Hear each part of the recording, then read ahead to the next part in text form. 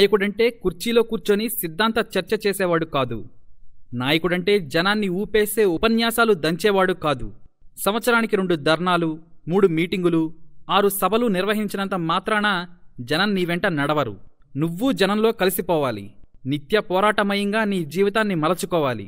అనునిత్యం ఆదర్శప్రాయంగా జీవితాన్ని సాగించాలి. రాజకీయాల్లోకి రావటం గొప్ప కాదు, కలకాలం నిలబెట్టుకోవడంలోనే ఉంది గొప్పతనమంతా. అది ప్రజల గుండె లోతుల్లో నిలవగలిగే పనులు చేసినప్పుడే సాధ్యపడుతుంది. అలా ఉన్న ఒక ఇండియన్ గురించి మనం ఈరోజు తెలుసుకుందాం. దీనికి ముందుగా మీకో సంఘటన చెప్పాలి. ట్రాఫిక్తో రోడ్లన్నీ కిక్కిరిసి ఉన్నాయి.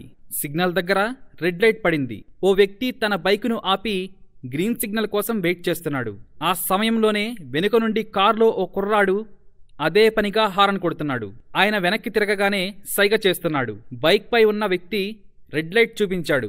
దానికి కౌంటర్గా ఆ కుర్రాడు, నాకు తెలుసులే, నువ్వు తప్పుకో, నేను ఈ రాష్ట్ర పోలీస్ ఆఫీసర్ కొడుకుని అన్నాడు.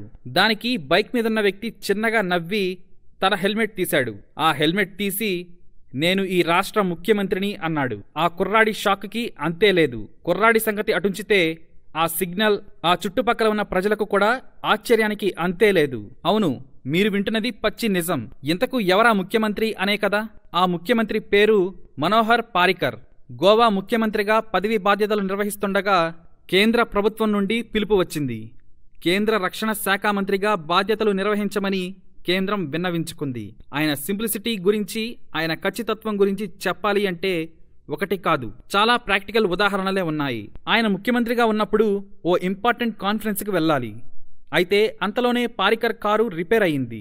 వెంటనే ఓ చేత్తో బ్యాగు, మరో చేత్తో ఫైల్స్ పట్టుకుని కారు దిగిన పారికర్ ఓ బైక్ను లిఫ్ట్ అడిగి మీటింగుకు వెళ్ళిపోయారు. అలానే మీటింగ్కి వచ్చేటప్పటికి అక్కడున్న సెక్యూరిటీ సిబ్బంది ఎవరో అనుకొని అతన్ని లోపలికి పంపాలా వద్దా అని సంశయిస్తుంటే పారికర్ వెనకాలే వచ్చిన సీఎం సెక్యూరిటీ సిబ్బంది గోవా సీఎం గారు అని చెప్పడంతో ఆశ్చర్యపోయారు అక్కడ సెక్యూరిటీ సిబ్బంది. ట్రాఫిక్ జామ్ అయితే కారు దిగి స్కూటర్ పైన ఉన్నవాడిని లిఫ్ట్ అడిగేస్తాడు, బడ్డీ కొట్టులో టీ తాగేస్తాడు, ఫుట్పాత్ పైన ఉన్న బజ్జీలు తింటాడు.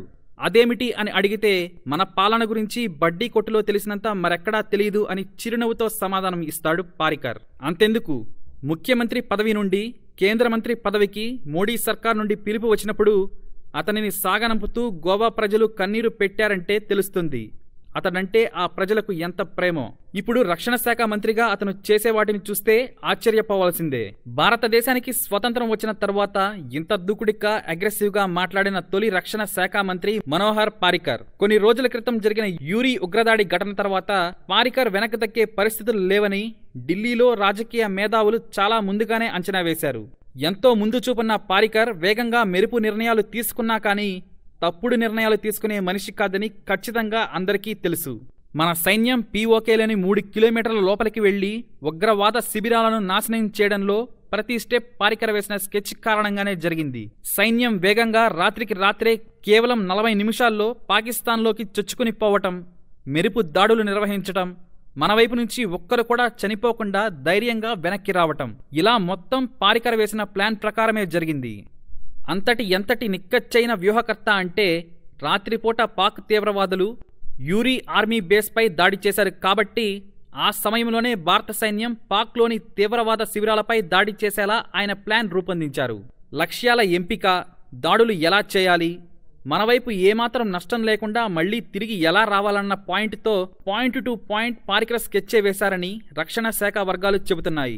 భారత సైన్యం నాశనం చేయాలనుకున్న 7 ఉగ్రవాద శిబిరాలను ఎంపిక చేయడం, వాటిని ఏ విధంగా మట్టుపెట్టాలి, ఎంతసేపట్లో మట్టుబెట్టి భారత సైన్యం వెనక్కి తిరిగి రావాలి, ఎంతమంది సైనికులు ఆ ఆపరేషన్లో పాల్గొనాలి తదితర వివరాలతో ప్లాన్ అంతా రెడీ చేసిన పారికర్ రక్షణ శాఖ ఉన్నతాధికారుల చేతుల్లో పెట్టారని ఆ శాఖ వర్గాలు అంటున్నాయి.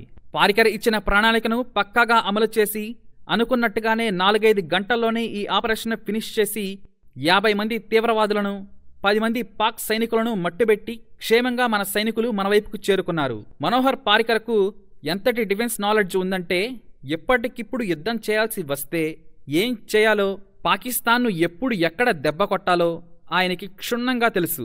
ఈ నేపథ్యంలోనే ఇప్పటికే పాక్ను దెబ్బతీయడానికి అనేక ఆపరేషనల్ ప్లాన్స్ ను పారికర్ సిద్ధం చేసుకున్నారట. Hats off to Manohar Parrikar ji. ఈ వీడియో మీకు నచ్చినట్లయితే లైక్ చేయండి, షేర్ చేయండి.